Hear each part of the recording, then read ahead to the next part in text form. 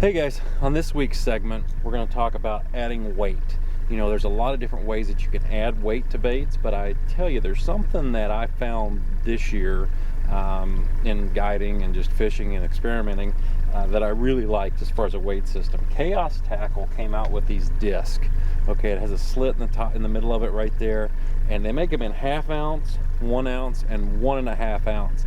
Now these discs like this work really good on not only their products, which would be the whole line of Medusas and Poseidons, but they also work on other baits as well. And one of the baits that I throw a lot is a Dying Dog by Musky Innovations, and I really liked the bait, but it doesn't at times get down as deep as I want it to, or maybe it it doesn't really rise that fast. But if you see, I'm going to set the bait in the water here like this. It rides nose down, but it still floats. If I flip it out, see if I can get it where you can actually see.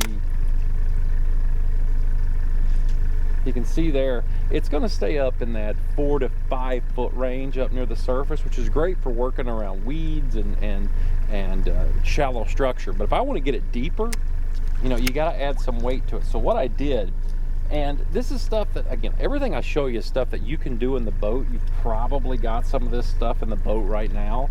But what I did is I took the front hook off of the bait, real simple. Just, again, you can see me using split ring pliers all the time, but pop that hook off, and this weight, you can take it and it actually fits right over that front eye screw. Now the problem is it doesn't allow to get a hook back on there. It's still just a little bit too thick. So what I did is I just took a hook file, just a regular hook file that we've all got in the boats, and I took it and I actually dug out the weight a little bit. So if you do that, and you can use a pocket knife, you can do anything will actually work as long as it's got an edge to it. But you just kind of go in there and you dig it out some. You can use a Dremel, you can use a lot of different things, but it's just a quick way of adding a weight to the bait. And what I like, it really gets it down. So let's look at this. Okay, yeah, it looks like we've got a little bit more room there. So let's see. And a lot of it's trial and error. You want to get these things on there, you got to kind of play around with it and see how much you got to shave off.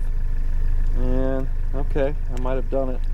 Looks like I'm getting it back on there. Yep, and there I go.